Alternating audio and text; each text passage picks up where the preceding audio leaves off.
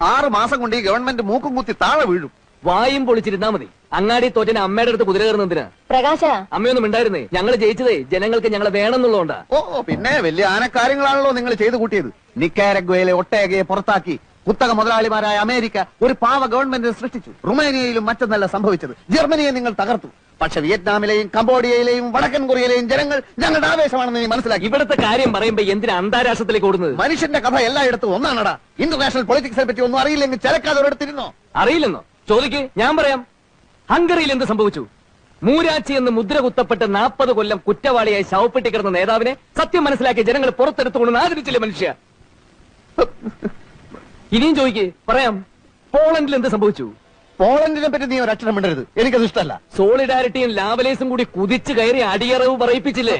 പോളണ്ടിനെ പറ്റി ഇനി നീ മിണ്ടിപ്പോയി ഞാൻ സഹിക്കില്ല. പോളണ്ട് എന്താ ഇയാളുടെ തറവാട് സ്വത്തോ? പോളണ്ട് എന്ന് ഉച്ചരിച്ചാലുണ്ടല്ലോ. ഉച്ചരിച്ചെന്തി ഉച്ചരിച്ച് നോക്കാം.